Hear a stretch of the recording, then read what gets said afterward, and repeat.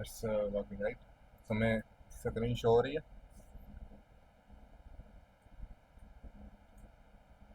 हो रही है स्क्रीन शो।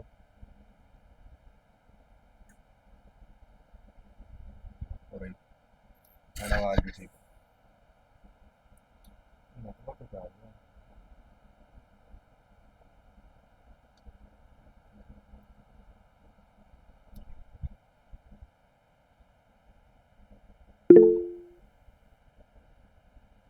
अरे स्क्रीन शो नहीं हो रही। Okay. Wait wait. Okay. Screen.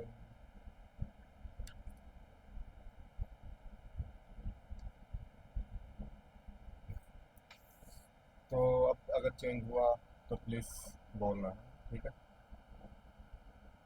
Okay.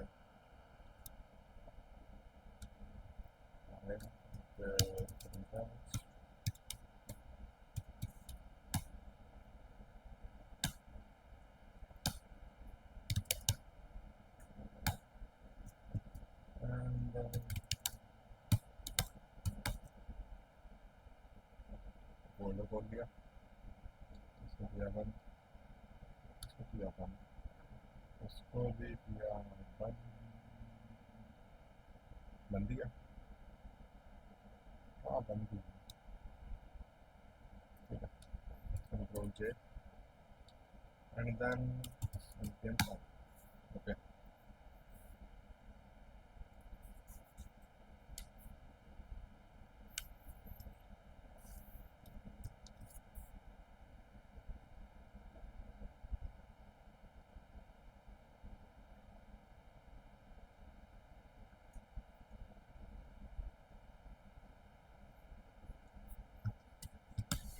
npm run। now it's working। okay npm it's working fine।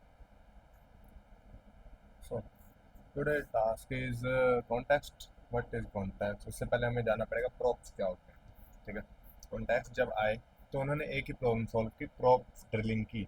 और सबसे पहले तो ये जानना पड़ेगा प्रॉप क्या होते हैं। आपको पता स्टेट क्या होते हैं? State anybody? What is state?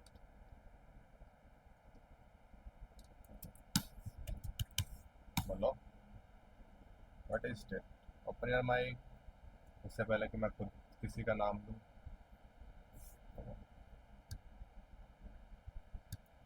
बोलो बोलो।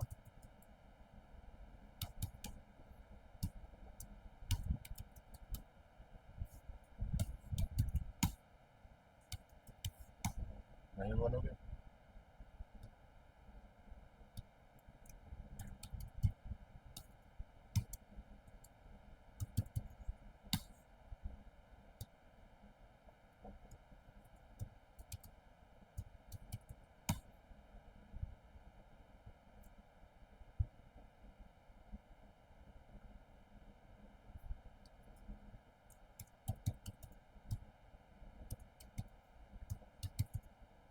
वैसे एक ही जगह पे बना सकते, इतने बनाने की जरूरत भी नहीं होती।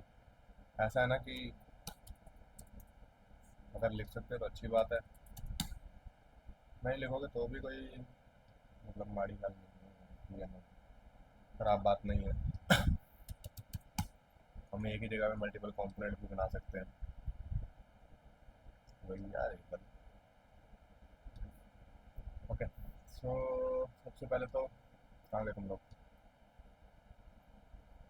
What is state? You state नहीं पढ़ा?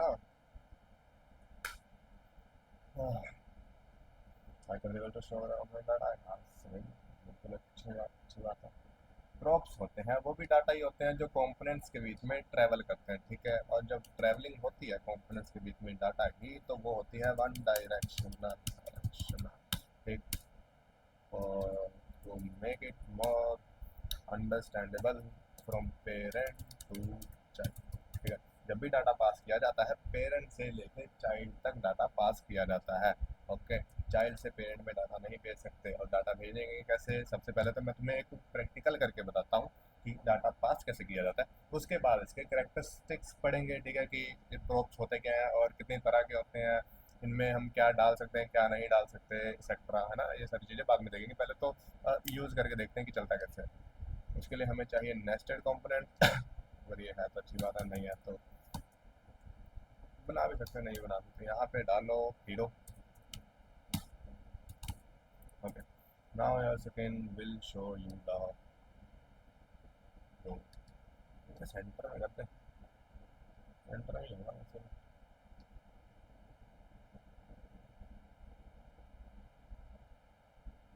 हाँ यार,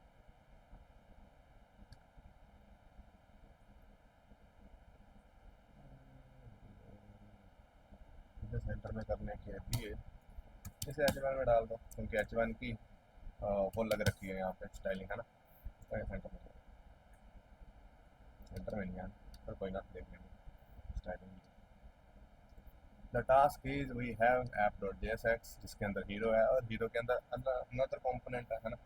तो हम क्या करेंगे, अभी एक और बना लें, ठीक है, एक डैशबोर्ड और बनाते हैं, हीरो।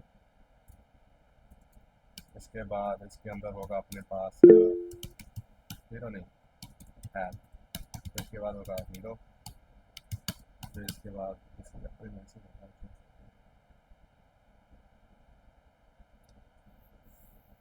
सर वॉइस क्लियर नहीं है, अच्छा सबको इशू आ रहा है क्या वॉइस का? वॉइस क्लियर है अब? Hello, okay, so good. Anu, फिर कोई प्रॉब्लम आएगी तो प्लीज़ मुझे फिर से इस बार टाइप मत करना, ऐसे बोल देना, ठीक है। हीरो के अंदर हम बनाएंगे एक डैशबोर्ड, और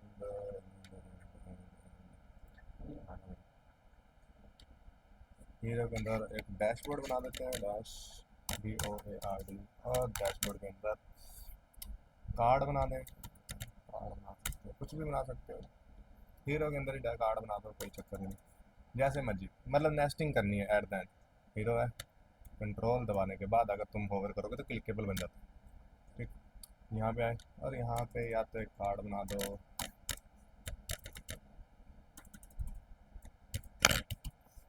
हम एक ही जगह पे मल्टीपल फंक्शंस बना सकते हैं। नई चीज़ नहीं कर रहा मैं, वही है जो और नॉर्मल आप करते आ रहे हो। और यहाँ पे अगर मैं कार्ड शो कर दूँ तो क्या ये चलेगा, बोलो?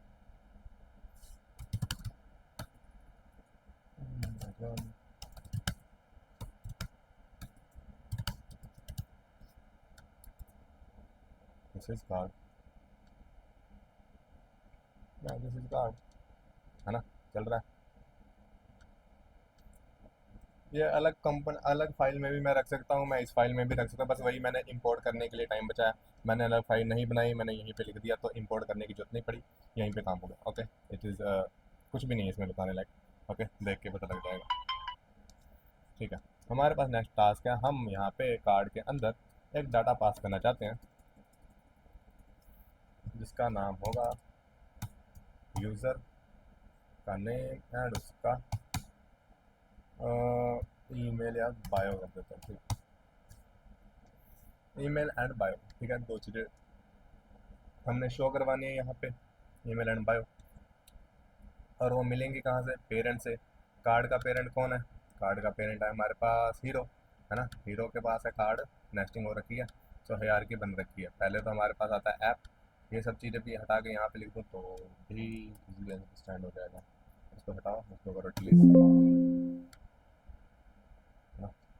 इधर आया मैं, इधर बना दिया, मैं एक्सट्रैक्ट करने की जरूरत नहीं है, ठीक है। ओके, तो हो क्या रहा है, ये तो है ही नहीं, तो इसको भी डिलीट कर दो, इसको भी डिलीट कर दो। हमारे पास जो ऐप डॉट JSX है उसके अंदर हीरो जा रहा है ना, और हीरो के अंदर कार्ड जा रहा है, राइट। तो कोई इशू नहीं है अभी तक। क्या हो गया, आवाज़ फिर से नहीं आ रही?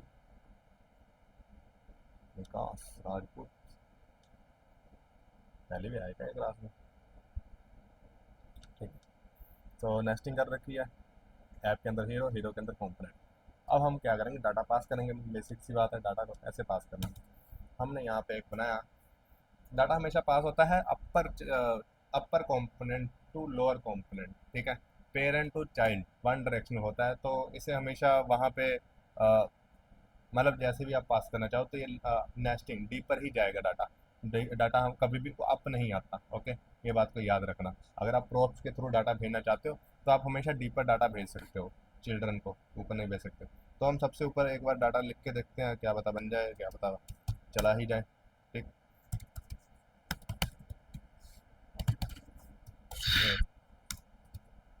ओके, क्या नाम बनाए, मोहन बनाते हैं।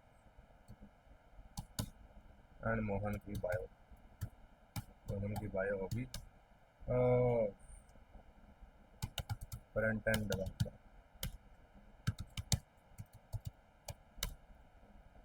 है ना, सिंस 45 डेज, राइट। एफ बड़ा एंड एम भी बड़ा।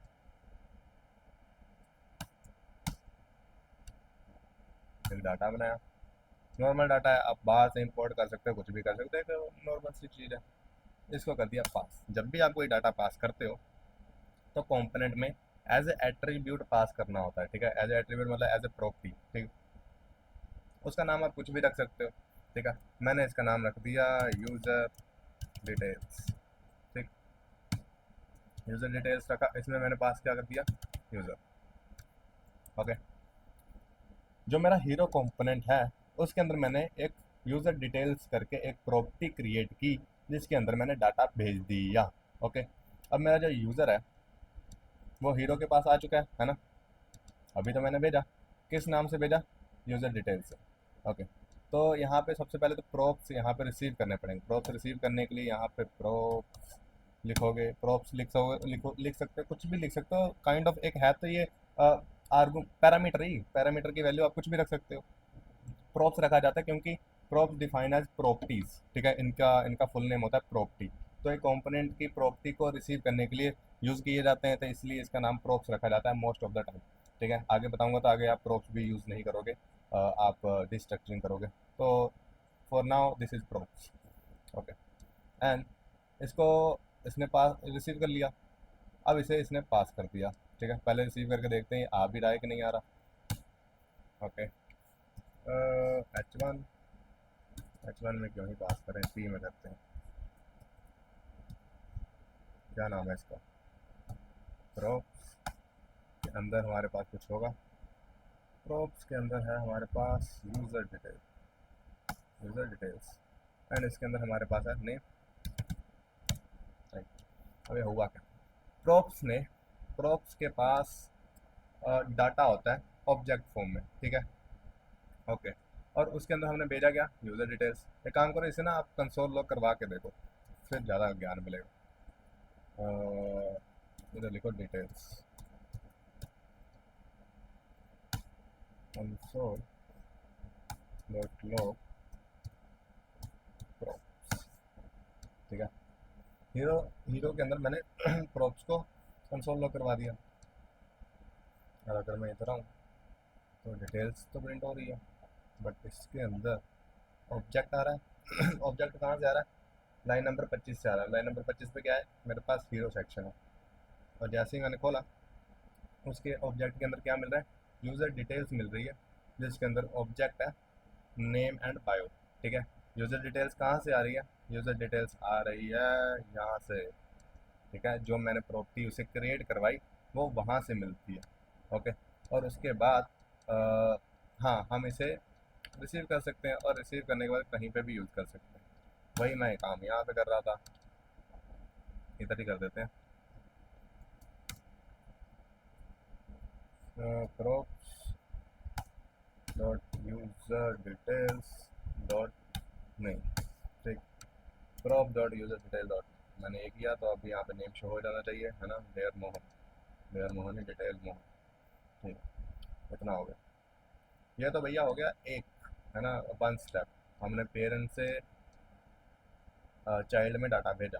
बट अगर हमने पेरेंट्स से चाइल्ड के भी चाइल्ड में डाटा भेजना है तो कैसे भेजेंगे? ये तो एक लेयर होगी ना, यहाँ से यहाँ तक डाटा भेजा अभी अभी।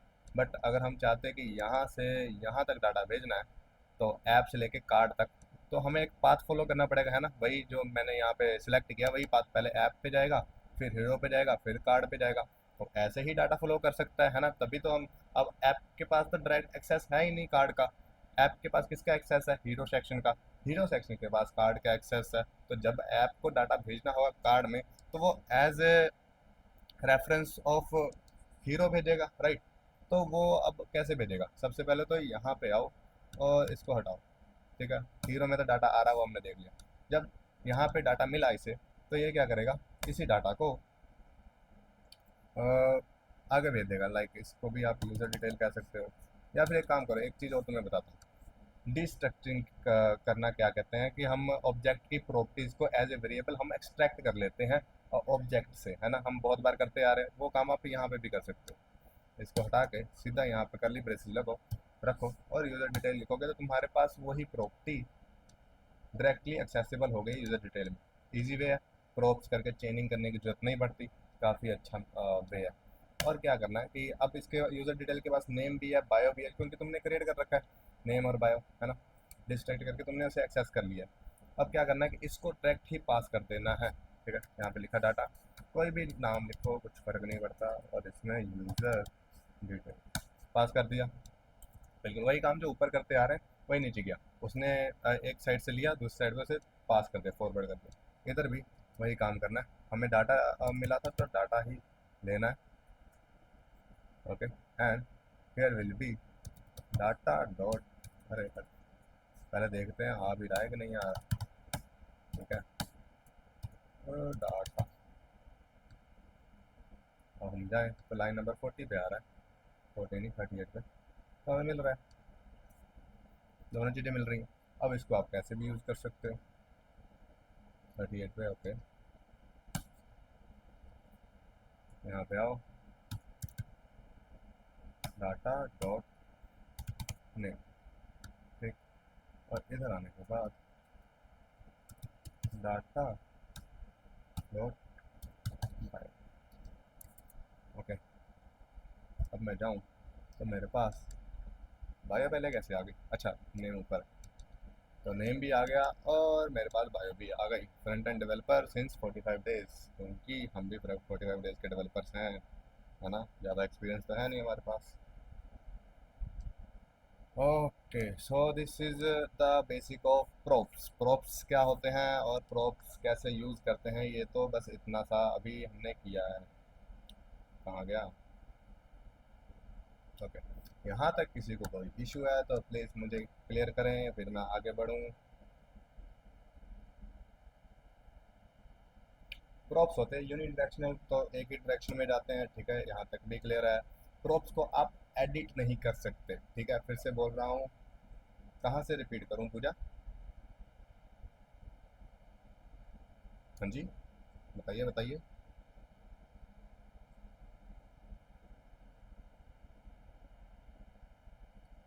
User detail,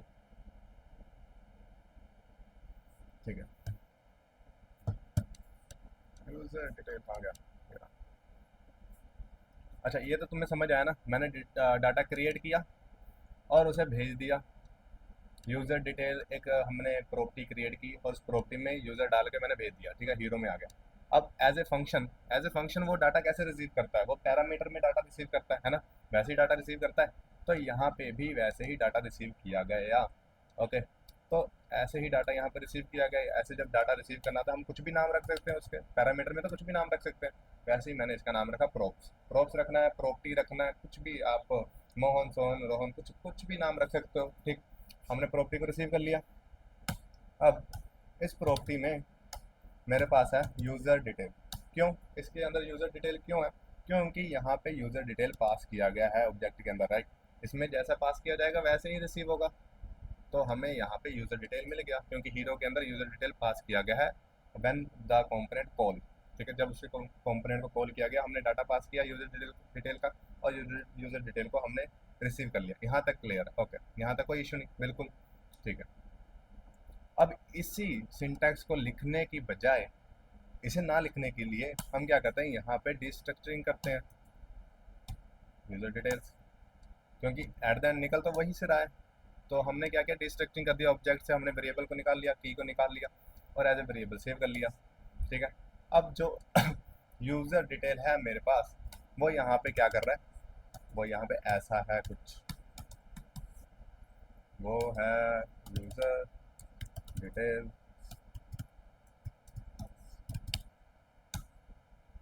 name Mohan and bye and something कुछ, ठीक, बाय।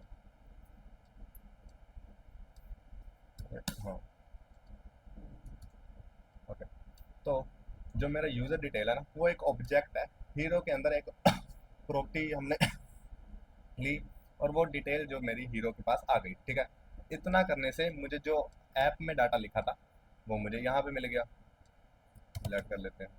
ठीक, जो यहाँ पे डाटा लिखा था वो पास करने से, रिसीव करने से मुझे यहाँ पे मिल गया।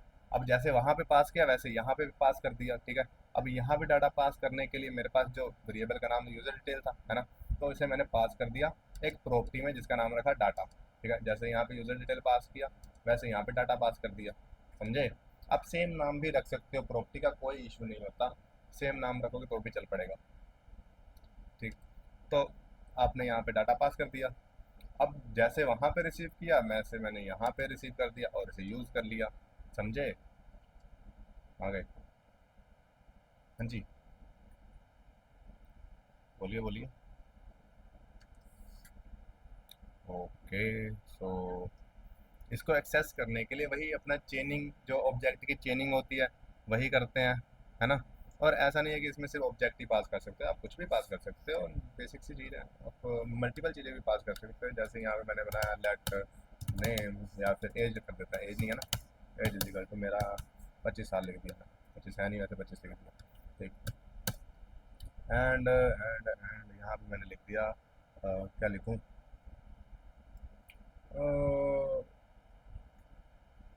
मार्वल लिख देते हैं, और इसमें मैंने पास कर दिया एज। ठीक है, एक वेरिएबल था जिसे मैंने डाटा को पास किया हीरो के अंदर, किस नेम से, मार्वल के नेम से। अब इधर मैंने दूसरा रिसीव कर लिया, मार्वल को रिसीव किया, आ गया। अब इसे मैं पास कर देता हूँ हीरो के साथ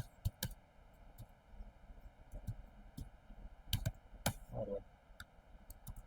ठीक है, मार्वल को भेजा जिसमें क्या है, एज है, और मार्वल को यूज़ कर लिया। ओके, ऐसे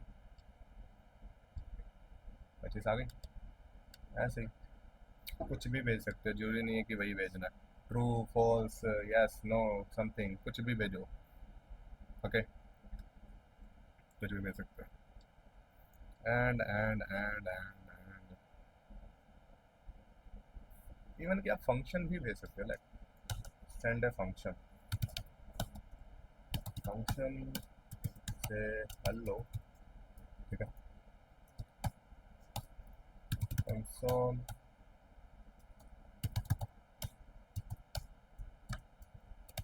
हेलो फ्रॉम,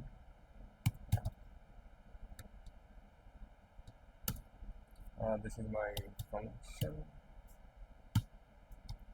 क्या नाम है इसका, से हेलो। फंक्शन का मैंने पास किया किस नेम से, ये है अपने पास एफ एन सी। ठीक है, एफ एन सी, इसे मैंने कर दिया रिसीव एफ एन सी को। अब ये काइंड ऑफ एक फंक्शन एक्सप्रेशन बन चुका है, जिस वेरिएबल के अंदर फंक्शन स्टोर है ना। फंक्शन एक्सप्रेशन क्या होता है, वेरिएबल के अंदर फंक्शन स्टोर होता है, राइट। अब इस वेरिएबल को कॉल करूंगा तो वो फंक्शन रन करना चाहिए कि नहीं करना चाहिए, बोलो। से हेलो, और जब भी इस पर क्लिक करूंगा, on click F N C, okay, there is some mistake, where is the issue button,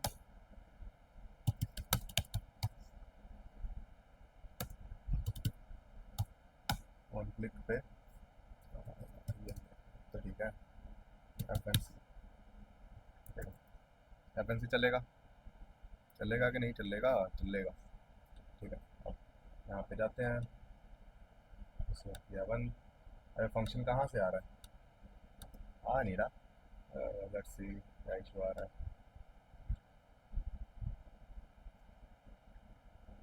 call तो किया ही नहीं।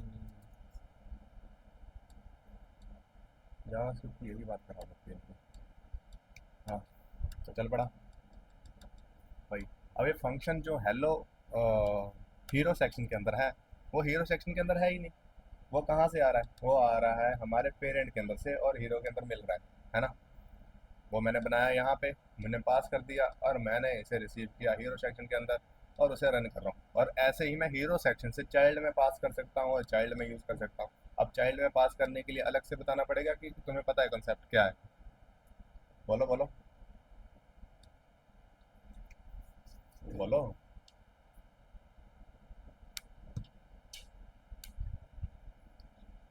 हाँ, एक टास्क दूँ वहाँ पे ना, ऐप सेक्शन में, ऐप में एक वेरिएबल बनाओ यूज स्टेट की हेल्प से। अच्छा मैं ही बना देता हूँ, तुमने बस उसके ऊपर काम करना है। उसको हटा दूँ? चलो पड़ा रहने दो, कमेंट कर देता हूँ।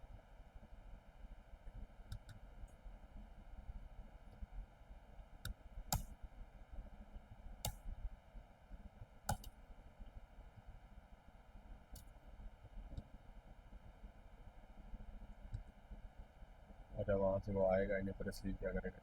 चल रहने दो। कहाँ कहाँ कमेंट करना पड़ेगा? इससे अच्छा है रहने दो इसे यहीं पे। और यूज स्टेट स्निपेट को किया कॉल और इसके नाम अंदर रख दिया हमने नाम नेम, सेट नेम, और ये खाली। ठीक, ओके। अब काम ये करना है कि सेट नेम के अंदर वैल्यू कुछ भी नहीं है, अभी खाली है सेट नेम। सेट नेम को कर दिया पास। कहाँ पे पास किया? सेट नेम को कर दिया यहाँ पे पास, नेम नेम। ठीक, नेम को कर दिया पास। अब हीरो के अंदर नेम है, नेम की अभी वैल्यू क्या है? एम्प्टी, क्योंकि यहाँ पे वैल्यू नहीं है ना। Empty string is false value. Okay, अब यहाँ पे वैल्यू नहीं गई और इसी को हमने कर लिया यहाँ पे हीरो में रिटर्न किया, तो हीरो में एक्सेप्ट भी कर लिया as a name. And name को कर देते हैं डिस्प्ले हेलो यहाँ पे, हेलो भाई साहब। नेम को वहाँ से पिक किया, यहाँ पे यूज़ कर लिया। ओके, अब मेरे पास क्या होना चाहिए? यहाँ सेकंड पे कुछ नहीं होना चाहिए है ना, क्योंकि वैल्यू है ही नहीं। एरर भी तो नहीं होना चाहिए। अच्छा चलिए, छोटे मोटे एरर का बड़ा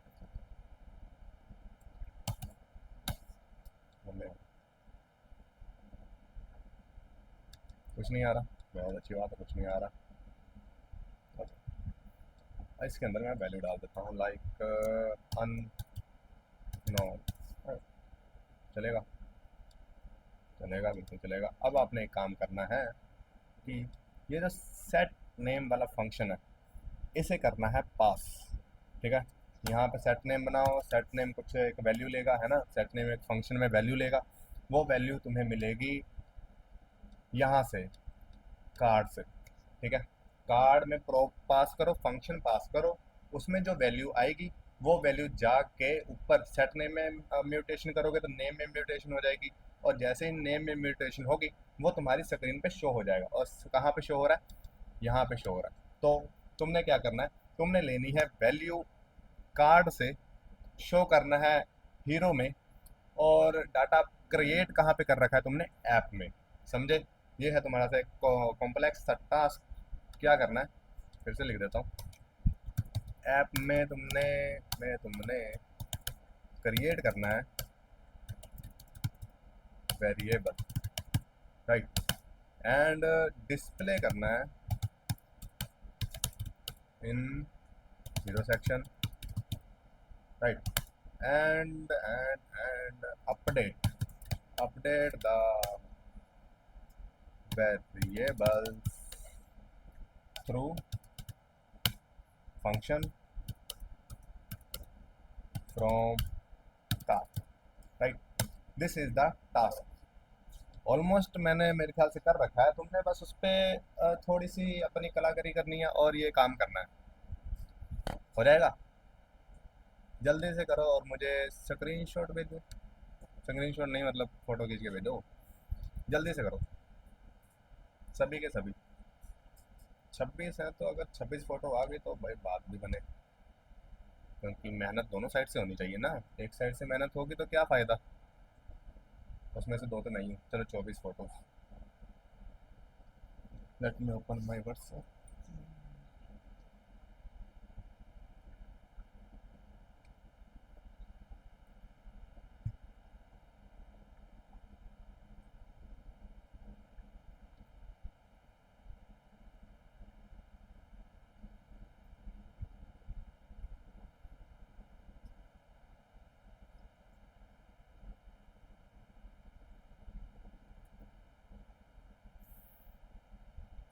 mini e commerce app.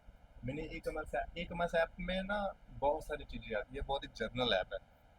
E commerce app में आप फुटवेयर्स, क्लोथ्स, फूड, इसके अलावा आप और क्या चीज़ें होती हैं बेचते हैं, बहुत सारी चीज़ें बेचते हैं ना, तो बहुत सारी चीज़ें बन सकती हैं। मतलब डेकोरेटिव थिंग्स हो गया, सर्विस बेच सकते हो, तो ई कॉमर्स ऐप में मल्टीपल थिंग्स आ जाती हैं। आप ई कॉमर्स एक जॉनर आप उठा के इसमें ही 20 प्रोजेक्ट्स बना सकते हो। वैसे तो मैंने ई कॉमर्स एक ही प्रोजेक्ट में लिख दिया, तो बहुत सारी चीज़ें बन सकती है। इसमें करना क्या है, यूज़र को लॉगिन करवाना है नहीं करवाना वो आपके हाथों में, ऐसा है तो मैं तो कहता हूँ करवा दो, अच्छी बात है। ठीक है, यूज़र लॉगिन करेगा और क्या होगा कि यूज़र लॉगिन करने के बाद प्रोडक्ट देख सकता है ना, तुम्हारे वेबसाइट पे कितने प्रोडक्ट्स हैं। एक डाटाबेस तैयार करना पड़ेगा, जैसे मैंने एक डमी डाटा तैयार किया था, जैसे एक डाटा तैयार करो, उसमें photos, name, price, stock and या मल्टीपल थिंग्स उसमें रखो और उसे कर दो रेंडर स्क्रीन पे। ठीक है, ये करना। और उसके बाद यूज़र थ्रो करेगा, चेक करेगा, फिल्टर कर सकता है अपने प्रोडक्ट्स को, है ना, नेम अकॉर्डिंग, उसके प्राइस के अकॉर्डिंग, कैटेगरी भी रख सकते हो आप, कैटेगरी के अकॉर्डिंग फिल्टर कर सकता है। तो ये सारी चीज़ें बन सकती हैं। काफ़ी अच्छा प्रोजेक्ट है, 45 डेज़ के अकॉर्डिंग मेरे को तो बड़ा सही लग रहा है, क्योंकि 45 डेज़ में कुछ नहीं होता, और अगर इतना कुछ बन गया तो या यू आर डूइंग ग्रेट। कौन सी वेबसाइट है आपकी, अनु?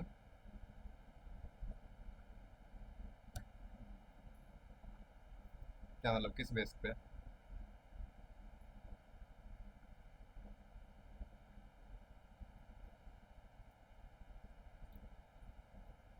प्रोडक्ट बेस्ड, हाँ अच्छा है। अगर आप ये बना लेते तो अच्छी चीज़ है, और अगर इसके ऊपर भी आपने दो चार चीज़ें यूज़ करनी है, अच्छा एक ऑथेंटिकेशन कर सकते हो। अगर ऑथेंटिकेशन आपने खुद का करना है तो, अगर बैकएंड बनाना है तो वो भी ठीक है, बैकएंड बना सकते हैं। अगर नहीं बैकएंड नहीं बनाना तो देर इज़ अ टूल। अगला टैब कैसे खोलूँ यार, यहाँ पे ये हटेगा सब खोलूँ। मेरी स्क्रीन तो विजिबल है ना। कंट्रोल एन होता है, कंट्रोल टी होता है, कंट्रोल टी, या ठीक है। तो यहाँ पे ना एक हमारे पास लाइब्रेरी आती है क्लर्क करके, ठीक है।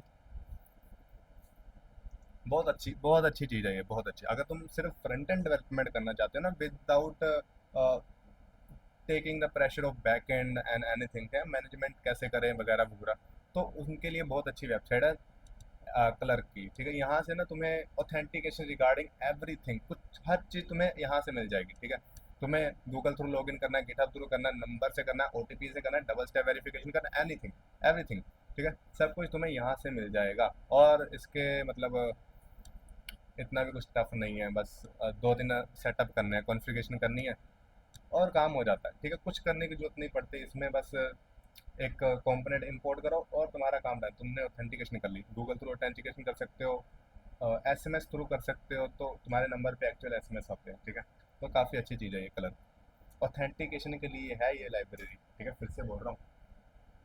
तो अगर ई कॉमर्स अपने फ्रंट एंड प्रोजेक्ट में तुम चाहते हो थोड़ी सी जान डाल दे, थोड़ा सा रियल दिखे, तो आप ये लाइब्रेरी यूज़ कर सकते हो। और इसकी प्राइसिंग तो वैसे बहुत ही हल्की सी है, प्राइसिंग है ही नहीं है एक्चुअल में। ठीक है, ये देखो,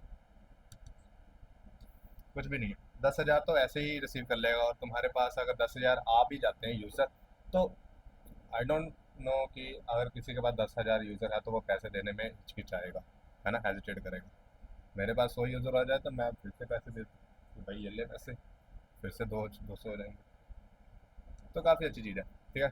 ऑथेंटिकेशन के लिए है, अगर आपने खुद से ऑथेंटिकेशन नहीं करनी तब। ऑथेंटिकेशन के लिए कुछ नहीं होता है, ऑथेंटिकेशन में बस एल्गोरिथम लगती है, डाटाबेस में डाटा ऐड किया जाता है, काफ़ी ईजी है।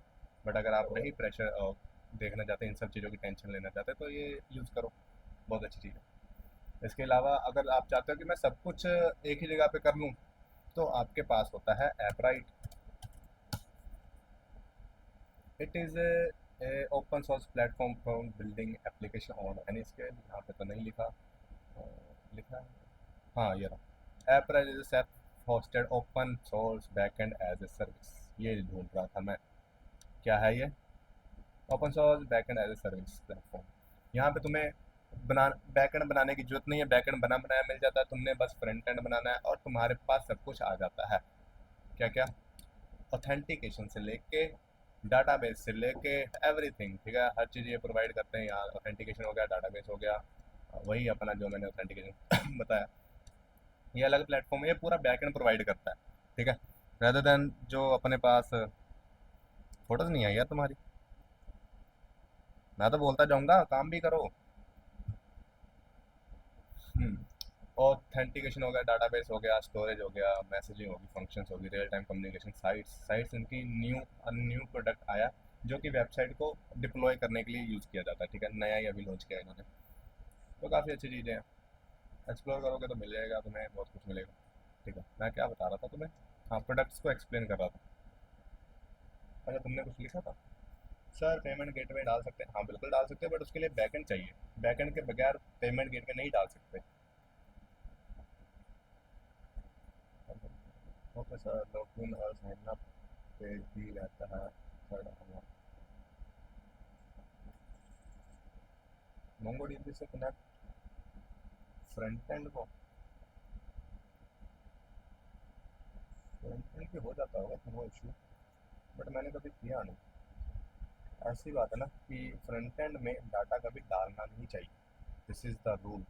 क्योंकि फ्रंट एंड जो होता है ना, वो कोड वनरेबल होता है, और वहाँ पे ऐसी चीज़ें बिल्कुल नहीं डालनी चाहिए। यूज़र की डिटेल या फिर कोई अपना डाटा बेस फ्रंट एंड में डालोगे तो वो बड़ी आसानी से लीक हो जाता है। जैसे यहाँ पे ही देख लो, यहाँ पे मैं आसानी से किसी का भी कोड उठा सकता हूँ सोर्स से, तो ईजिली कोड उठाया जा सकता है, ठीक है। फ्रंट एंड में ऐसी चीज़ नहीं डालनी चाहिए, इसलिए मैंने भी नहीं कभी किया। वैसे होंगे बहुत सारे वेज हैं, मैं मना नहीं करता, फ्रंट एंड को भी आप बैक एंड डाटाबेस से कनेक्ट कर सकते हो, ठीक है, और मोंगोडीबी से खुद कनेक्ट कर सकते हो, बट फ्रंट एंड में डाटा डालना नहीं चाहिए। एंड इन्हीं सब चीज़ों के लिए बैक एंड यूज़ किया जाता है, सर्विस सर्वर को। पेमेंट गेटवे टेक्नोलॉजी डिस्क्राइब करता थोड़ी कैसे होगा? Payment gateway last time I used which was, अरे मैंने ना बना के रखा हुआ है, एक मिनट रुको तुम्हें दिखाई देता हूँ, गिटहब है ना मेरे पास।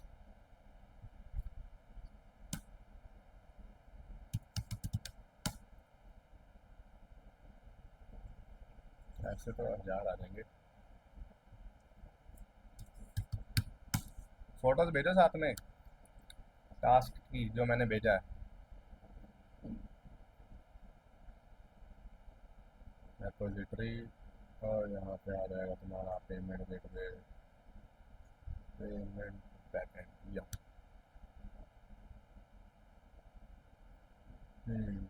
ये है। अच्छा, इससे वाला जो मुझे बताना पड़ेगा पेमेंट गेटवे पेमेंट होती है कैसे।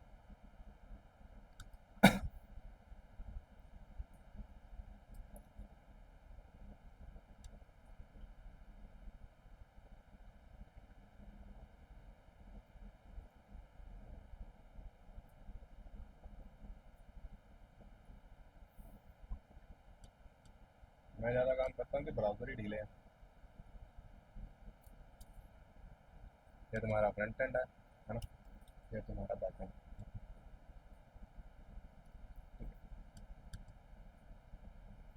होता क्या है ना, क्लाइंट, छोड़ा। होता क्या है कि जब भी क्लाइंट से कोई मतलब जब भी आपने पेमेंट करनी है तो आपने सीधा फ्रंट एंड से ही कोई बटन क्लिक करना है पेमेंट करने के लिए, है ना। यूज़र बैक सर्वर पे तो जाता ही नहीं है, क्लाइंट से रिक्वेस्ट भेजता है। तो क्लाइंट से जो रिक्वेस्ट जाती है वो जाती है सर्वर पे, ठीक है। वो डायरेक्ट कम्युनिकेट नहीं करता, वो एक सर्वर से कम्युनिकेट करता है, और सर्वर खुद का होता है तो अच्छी बात है, अगर किसी और का यूज़ कर रहे हैं तो भी कोई बड़ी बात नहीं, ठीक है। ऐसा होता है, ओके। अब यहाँ पे सर्वर के पास रिक्वेस्ट चली गई कि ये वाला प्रोडक्ट है, ठीक है। जैसे उन्होंने प्रोडक्ट बनाया, उनके क्लाइंट्स हैं, कुछ यूज़र आए, उन्होंने कहा कि भाई मुझे ये वाला प्रोडक्ट चाहिए, उन्होंने ऑर्डर प्लेस कर दिया, ओके। अब उसे बैकएंड पे उसे ऑर्डर मिल गया कि ये वाला प्रोडक्ट है। लाइक सपोज करो कि उसने एक हेडफोन बेचने, तो हेडफोन का एक मॉडल आ गया, उसके उसकी क्वांटिटी आ गई, और उसकी प्राइसिंग की डिटेल क्योंकि उसने डाल रखी है तो कैलकुलेशन करके प्राइसिंग भी आ गई। तो अनु के डाटाबेस में ऑर्डर करके एक स्कीमा एंट्री बनी, राइट। तो उसके स्कीमा में एक एंट्री हो गई कि ये वाला प्रोडक्ट है, इतना प्राइस है, इस यूज़र ने ऑर्डर किया है, तो वहाँ पे डाटाबेस में डाटा स्टोर हो गया, ओके। अब यहाँ पे जैसे एल्गोरिथम वर्क करते हैं वैसे काम होता रहेगा, ठीक है। एल्गोरिथम अपने हिसाब से आप बना सकते हो। तो करना क्या है, यहाँ पे हम खुद से लॉजिक नहीं लिखते अपने पेमेंट गेटवे की, ठीक है। कभी नहीं करना चाहिए, क्योंकि बने बनाए तो हमारे पास सर्विसेज हैं, हम उसे यूज़ करते हैं, और हमारे पास एक्सेस भी नहीं है ऑनेस्टली बोलूँ तो पेमेंट करने की, ठीक है। और तो हम सर्विसेज यूज़ करते हैं। मोस्ट कॉमन सर्विस आप यूज़ कर सकते हो रेजर पे, ठीक है। 150 रुपये लगते हैं लाइव करने के लिए, और टेस्ट मोड में तो फ्री में ही चल पड़ता है। तो जब मैंने सीखा था तो मैंने भी रेजर पे ही ट्राई किया था, बहुत अच्छी चीज़ है। साइड अपने डॉक्स कहाँ पे हैं?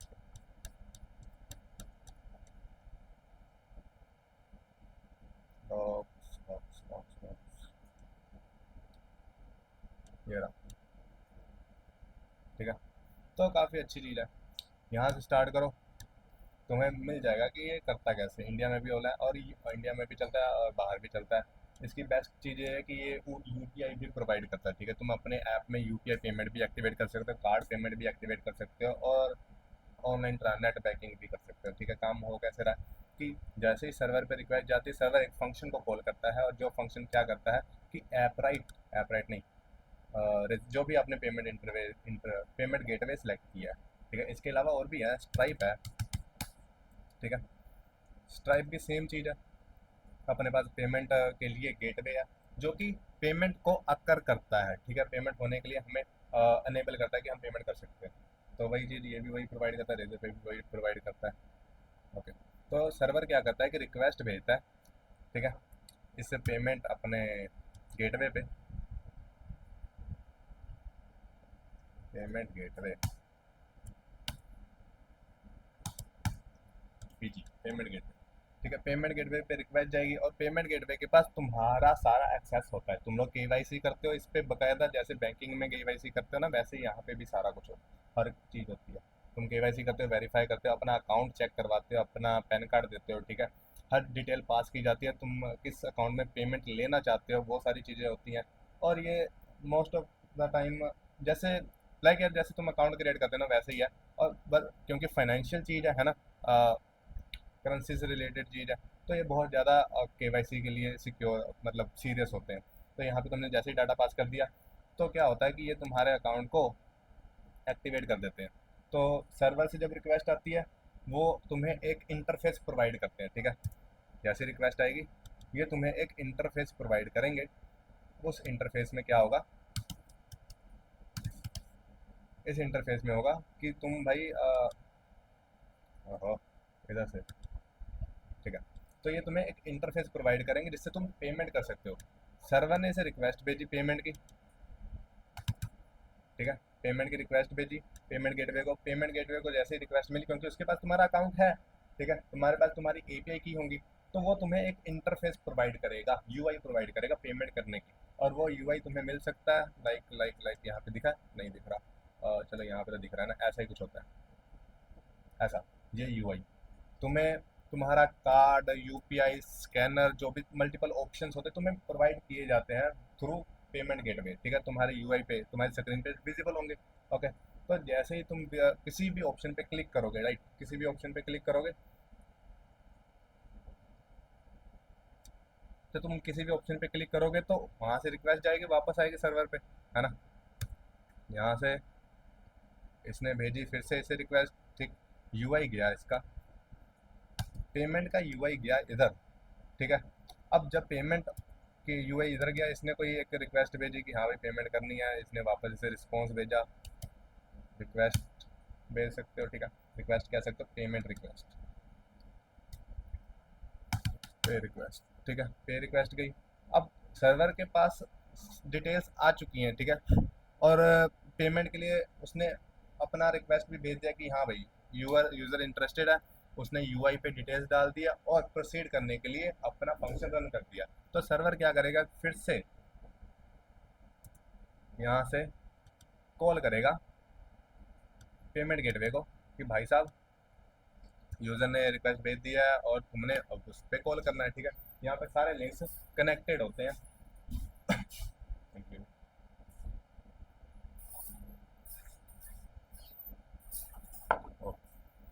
सारे लिंक्स यहाँ पे कनेक्टेड होते हैं। तो यहाँ पे क्या करा जाएगा, वो वेरीफाई करेगा और वेरीफाई करने के बाद प्रोसीड कर देगा, तो तुम्हारे बैंक अकाउंट में पैसे आ जाएंगे, वहाँ के बैंक अकाउंट से पैसे कट जाएंगे। तो this is how payment gateway work. तो बेसिक सी चीज़ बताई मैंने, कुछ नया नहीं बता दिया कि सर्वर खुद पेमेंट नहीं करता, वो किसी थर्ड पार्टी लाइब्रेरी पे एक सर्विस पे डिपेंड करता है, ठीक है। हम भी डिपेंड करते हैं, हर एक लाइब्रेरी डिपेंड करती है, सारे काम खुद नहीं किए जाते, ठीक है। ट्रेजर पे यूज़ करो, पेमेंट गेटवे डालो और काम हो गया। नहीं यूज़ करना आता तो कोई बात नहीं है, मैं हूँ यहाँ पे, मैंने कर रखा है, तो भी हम वहाँ से कोड दे के कर लेंगे क्योंकि ये मेरे पास कोड है, ठीक है। इसमें मेरा वो भी होगा, आई थिंक सो, एपीआई की पेमेंट कंट्रोलर नहीं है, ठीक है। तो होता तो ऐसे ही है, कोई ना, कर लेंगे। और जैसे सब कुछ डन हो जाता है, यहाँ पे दो पेजेस आते हैं। अगर तुम्हारा अकाउंट लाइव है, ठीक है, फिर से बोलता हूँ, अगर तुमने पेमेंट गेटवे में अपना अकाउंट लाइव कर रखा है तो तुम्हारी एक्चुअल पेमेंट आ जाएगी। बट अगर तुम डमी मोड में या फिर टेस्ट मोड में कर रहे हो, दो मोड होते हैं, एक तो लाइव मोड, एक टेस्ट मोड। तो अगर तुम टेस्ट मोड में कर रहे हो तो तुम्हारे पास दो फेज आएंगे, या तो तुम सक्सेस कर सकते हो या बिना पैसे पे किए, ठीक है, पैसे पे नहीं होते। बट यहाँ पे एक इंटरफेस बनाया जाता है कि टेस्ट मोड है, बेसिक सी बात है, तो टेस्ट करोगे तो यहाँ पे एक इंटरफेस बनाया जाता है कि तुम्हारी पेमेंट हो गई तो कैसा दिखेगा, नहीं हुई तो कैसा दिखेगा, ठीक है। तो बोथ वे में आप काम कर सकते हो। बेसिक सी चीज़ है, काम ऐसे ही होता है। एक इंटरफेस हम यूज़ करते हैं थर्ड पार्टी लाइब्रेरी का, जिससे हम पेमेंट करवाते हैं मोस्ट ऑफ द टाइम।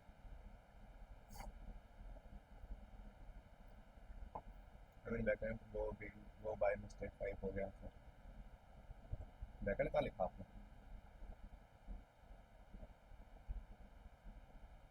अच्छा, फ्रंट बैकएंड से, हाँ बैकएंड से तो कनेक्ट कर ही सकते हो, बैकएंड से तो यूज़ किया ही जाता है। आप मोंगूस से कनेक्ट कर सकते हो, मोंगूस नहीं यूज़ करना तो आप डायरेक्ट भी कनेक्ट कर सकते हो, वो भी कोई बड़ा इशू नहीं है। ओडीएम होता है, ओडीएम पता नहीं क्या होता है,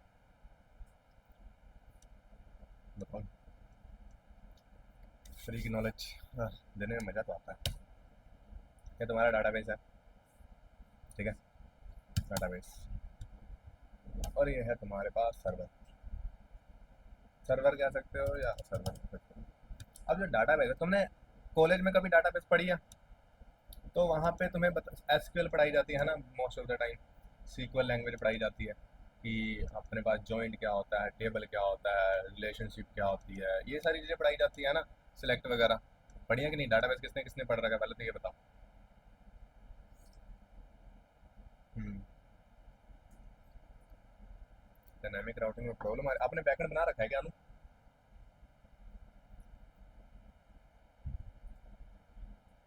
क्या इशू आ रहा है उसमें? राउटिंग में इशू आ रही है, आ रहा है, ठीक है। तो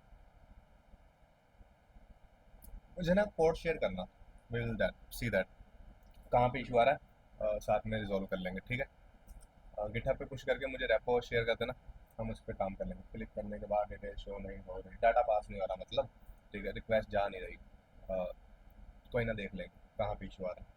मे बी नेमिंग कन्वेंशन में छोटा सा भी इशू आ जाता है तो प्रॉब्लम हो जाती है, कोई ना, देख लेंगे। मुझे रेपो भेज देना, कोड भेज देना। हम क्या कर रहे थे, हाँ, डाटाबेस और सर्वर, तो ये तीनों ना अलग अलग एंटिटी होती है। एक फ्रंट एंड भी होता है हमारे पास।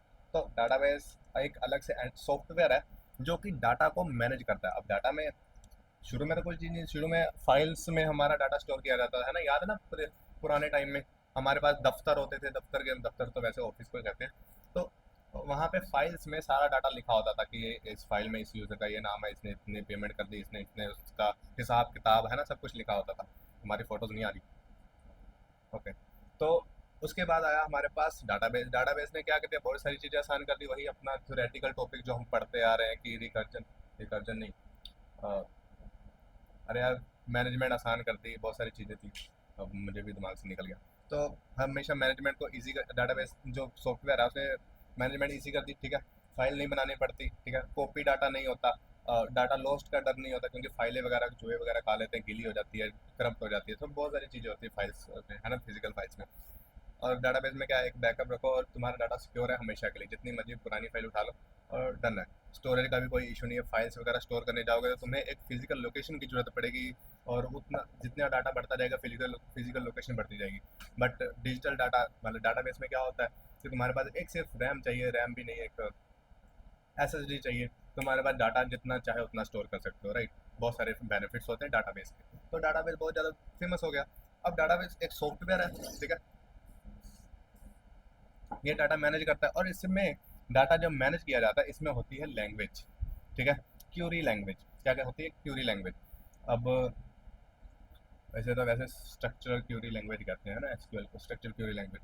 तो इसमें डाटा मैनेज करने के दो टाइप के लैंग्वेज होते हैं। वैसे मुझे दोनों लैंग्वेज के नाम भूल गए, कोई ना, देख लेंगे। डाटाबेस मैंने बहुत कम किया, बट काम करने लायक तो कर ली। मेन चीज़ है कि डाटाबेस में अपनी लैंग्वेज होती है, ठीक है, काम करने के लिए। अब जब भी डाटाबेस से काम करना है आप उसी की लैंग्वेज से काम कर सकते हो, आप अपनी लैंग्वेज से काम नहीं कर सकते, ठीक है। Like database is another person who speak to his own language. Okay, आपने जब उससे बात करनी है या तो आपको ट्रांसलेटर की जरूरत पड़ेगी, या तो आपकी उसकी लैंग्वेज सीखनी पड़ेगी, ठीक। इजी बात है, इसमें कोई कॉम्प्लेक्स नहीं। आपको किसी और से बात करनी है, उसकी लैंग्वेज सीखनी है, सीखनी पड़ेगी उससे बात करने के लिए, या फिर आपको एक ट्रांसलेटर की जरूरत पड़ेगी। तो आप यूज करते हो ट्रांसलेटर।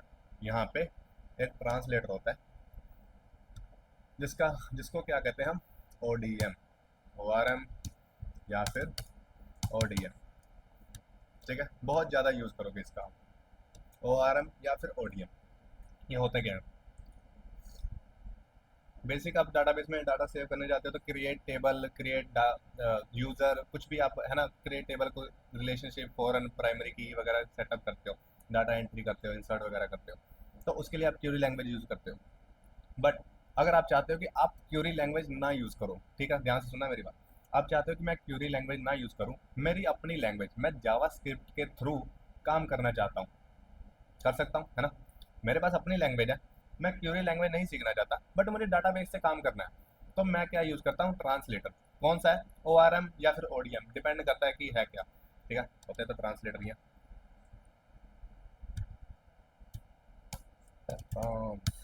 ठीक, ओके, दोनों ट्रांसलेटर ही होते हैं, इनमें फ़र्क क्या होता है मैं बताता हूँ। तो हम ओडीएम या ओआरएम यूज़ करते हैं। ओके, ये क्या करते हैं कि हमारे पास लैंग्वेज है, उन्हें कन्वर्ट किया जाता है क्यूरीज में, और उन्हें भेज दिया जाता है डाटाबेस में यूज वर्क करने के लिए, समझे। ओके, ये थोड़ा सा उलट हो गया, इधर से आएगा, इधर, ठीक है। सर्वर पे आप अपनी लैंग्वेज लिखते हो, आप जावास्क्रिप्ट में सर्वर बना रहे हो तो आप उसकी लैंग्वेज लिखोगे, पाइथन में, पीएचपी में, रूबी में, सी में, कुछ भी। तो आपने उस लैंग्वेज में अपना कोड लिखा। ओआरएम क्या करेंगे, उन्हें कन्वर्ट करके डाटाबेस क्यूरी में बना देंगे और आपका डाटाबेस से कम्युनिकेशन सेटअप कर देंगे, ठीक है। और ओआरएम होते क्या है, ओआरएम होते हैं ऑब्जेक्ट रिलेशनशिप मॉडल या object data model, document model, ठीक। दो तरह के होते हैं, क्योंकि हमारे पास डाटा दो तरह के होते हैं, डाटाबेस दो तरह के होते हैं, एसक्यूएल और no SQL, SQL no SQL, दो तरह के डाटाबेस होते हैं। एक में हम रिलेशनल डाटाबेस, रिलेशनल फॉर्म में डाटा स्टोर करते हैं, दूसरे में हम ऑब्जेक्ट फॉर्म में या फिर डॉक्यूमेंट फॉर्म में डाटा स्टोर करते हैं, है ना। अब तो वैसे वेक्टर डाटाबेस भी आ गया। तो दो तरह के कॉमनली यूज किए जाते हैं। जब हम सीक्वल डाटाबेस को यूज करते हैं तब हम ओ आर एम यूज करते हैं, आर मीन्स रिलेशनल, ठीक है, आर मीन्स रिलेशनल। तो हम ओ आर एम यूज करते हैं, जो कि सीक्वल डाटाबेस से कम्युनिकेशन के लिए यूज किया जाता है। और जब हम नो सीक्वल डाटाबेस यूज करते हैं लाइक मोंगोडीबी, तो हम ओडीएम यूज करते हैं। ओडीएम क्या होता है, ODM stand for object document model, ठीक है, डी फॉर डॉक्यूमेंट होता है ODM. Let me check, model नहीं होता, सॉरी।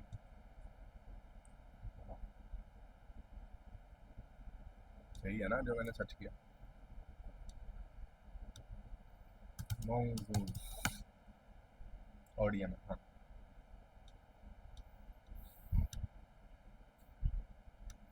मैपर कहते हैं, सॉरी मुझे भी गलती हो गई। मैपर कहते हैं। तो होता है क्या है कि जब आप नॉन रिलेशनल डाटाबेस से कम्युनिकेट करते हो तो आप ओडीएम यूज़ करते हो, रिलेशन से यूज़ करोगे तो आप रिलेशनल यूज़ करोगे, ठीक है। बेसिक सी चीज़ है, होते दोनों कम्युनिकेटर ही हैं। आप जब अपने कोड में डाटा लिखते हो तो ये क्या करते हैं, उसे क्यूरीज में कन्वर्ट करके डाटाबेस से कम्युनिकेशन करवाते हैं, बस इतना सा काम है। और आप किसी भी डाटाबेस से काम कर सकते हो बैकएंड में, बस इतना सा। तो कम्युनिकेशन तो हो ही जाती है। हम क्या यूज़ करते हैं, नोड के साथ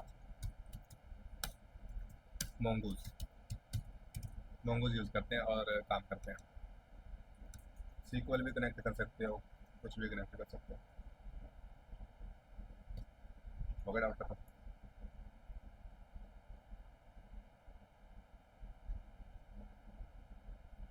तुमने काम किया जो मैंने काम दिया था अभी?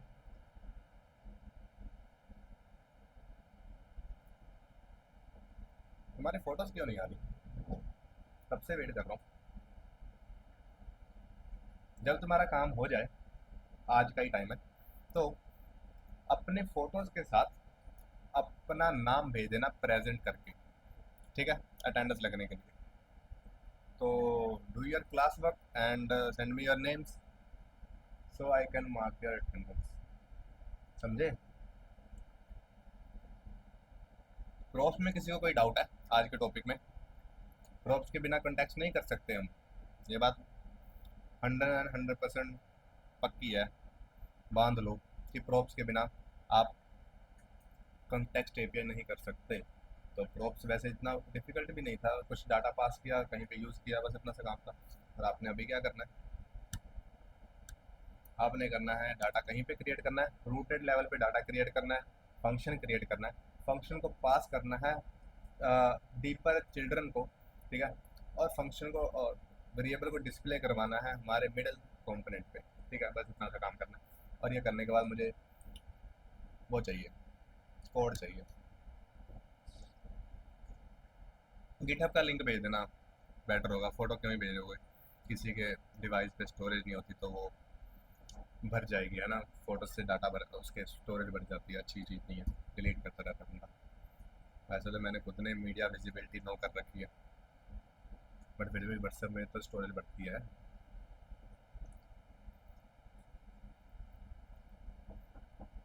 हो जाएगा कि नहीं हो जाएगा? हाँ ना तो करो।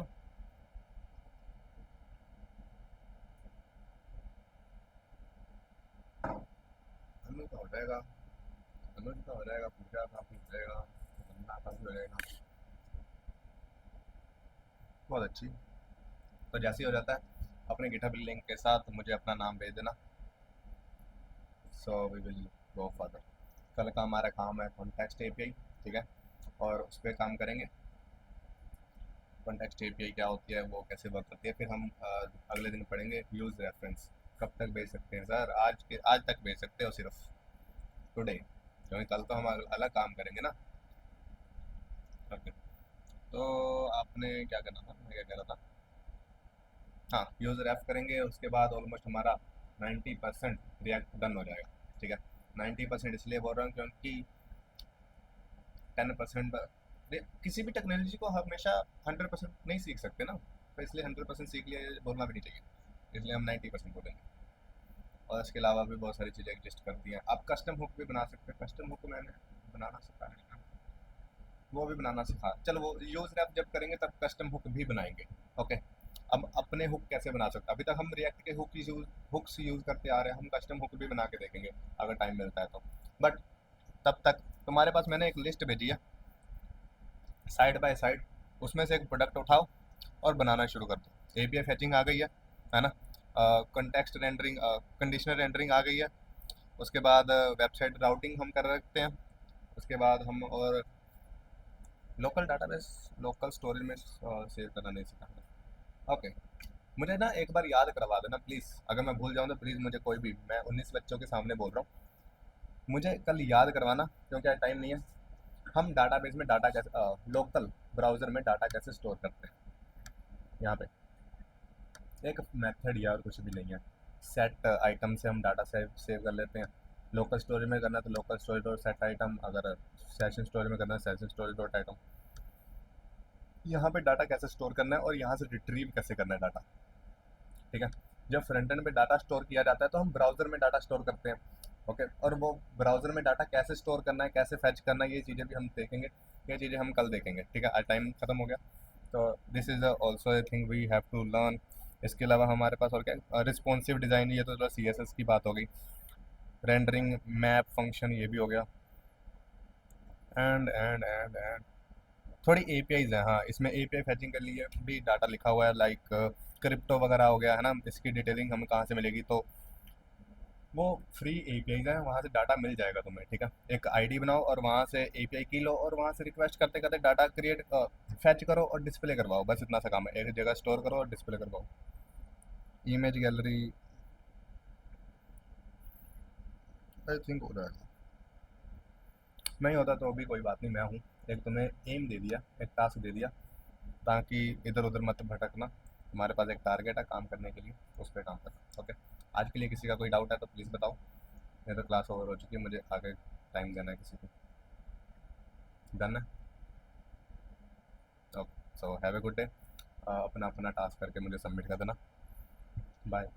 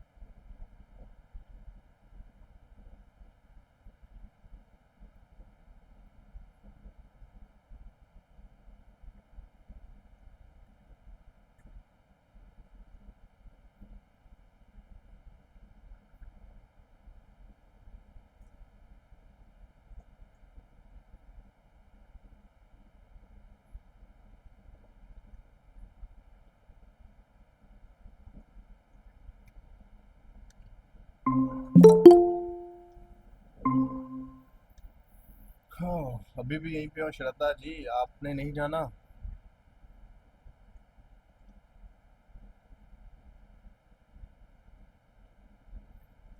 चले गए?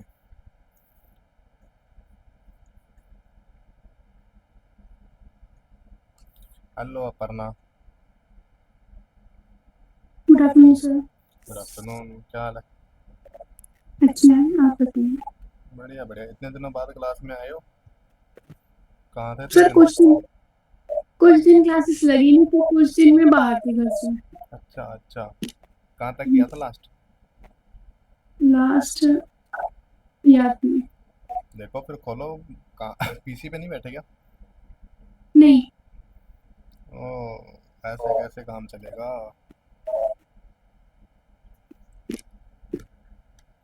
फिर से निकल जाएंगी चीज़ें बाहर।